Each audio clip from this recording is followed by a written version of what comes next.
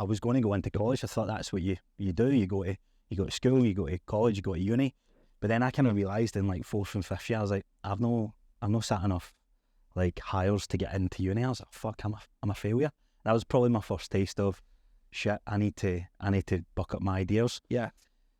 And then I got my first job as a milkman. So I was up at 2 a.m, and I think this was 5th year. So I got up at 2 a.m, deliver milk to 8 a.m, and then go to school. So this is where I started making money. Wow, which is that's mental. some shit. What time were you going to bed at? When you're younger, you're more resilient, aren't you? So I would go to bed at like 10 o'clock, wake up at 2, jumping in the back of this van in the morning, 300 doors, but you get paid £10 a shift for that, mate. And I thought, this is it, I made it. Like, I'm getting my own money. This is insane. So this would have been 2007, 2008. Did you take them to a tribunal? No, so you were like paid for what's that, from 2 a.m. to, we maybe finished about 7:30 on a good day, me and 2 other guys in the van. But where you made your money was tips. So Thursday and Friday you go and collect milk money for the doors, and naturally people would tip you more. So you walk away with like £200 a week at the age of 16, 15, 16. And to me that was like so much money. Like, yeah. I was like, right, cool, I can do what I want type of thing. So that was my first taste of like cash in hand type of jobs. And I liked that. I was like, fuck education. Like, I'm gonna do that. There's money. I was like a full-time milkman. I was like, right, how do I scale this up? What can I do next? And that's where, not really thinking about business side of things, but there was a main driver to go, right, I want to make more money. And that's what it was always about. So passed my driving test, and then started doing deliveries for a Chinese. And then I started doing part-time work for my stepdad, which was marble masonry work, making fireplaces. But basically, basically the bitch boy that takes all the granite worktops up, down three flights of stairs. So that's where my career had started. All cash in hand job, and I think I was walking away with £350 to £400 a week, which was a lot of money at the age of 17, 18. I was like, I couldn't have made it. But I don't know, there was just something there. I was like, this isn't what I want to do for the rest of my life.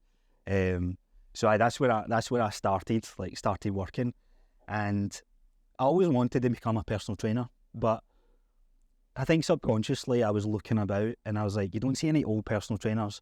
Don't really know a business personal trainer other than running your gym. I never looked into it that much, but I thought, right, that's not a long-term career to have, so let me just go into the standard industries that's out there.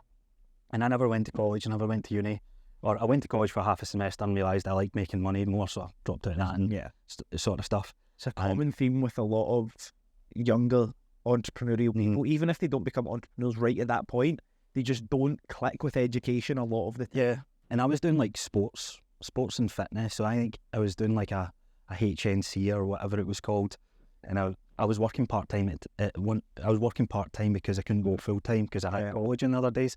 I was like, I can get an extra 45 quid if I don't go to college and I go to work. And again, it was the driver and money, so I pulled out that and went full-time into the marble masonry stuff. So at that point I was like, right, no hires, no kind of formal education, and I looked at what gets paid well. And I remember hearing one of my mates getting a job with the railway and he got 27 grand a year. I was like, wow, if I get 27 grand a year, I've made it for life. So I started looking at like what jobs could you get without any education, and call centre work was like, when is it? That's about 2010. So call centres was like, seems to be like the go-to move. It's obviously different these days, but that was like a guaranteed 20 grand income. And when I was looking at the salary that I was getting at the time, it was like £240 a week. And I was like, right, cool, I could sit in my arse all day and answer phones easy. So I applied for a few different ones. I ended up working with John Lewis, and I was like, right, cool. I actually felt like I had a career at this point. So I'm like, right, cool, what do managers get now? Okay, managers get X. And at the same time, I'd applied to a couple of different jobs, and I applied for apprenticeship in BT. Because a family member works there, and she's like, if you get a job in here, you're set for life, great pension, all this sort of stuff. So I'm like, okay, that sounds cool, right? Mum and dad will be proud of us, all this sort of stuff.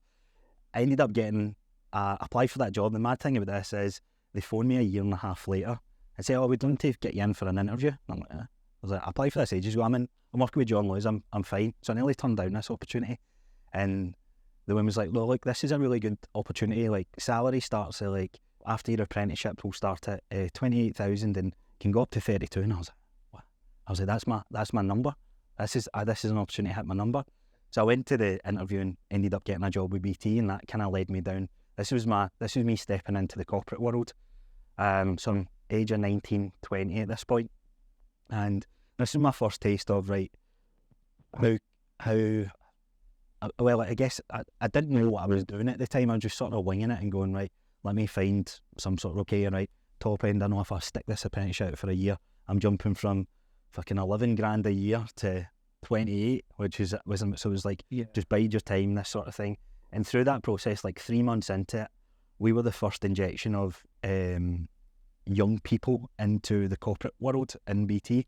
So you're dealing with business accounts, all that bone stuff, but everyone in there was like 45 and above, like been in the job for 30 years. And we were the first injection of like fresh meat, like 10 people. So they sat us down and we excelled because of rolling out new tech, rolling out new systems. And the kind of older generation were just stuck in the times and not ready for change.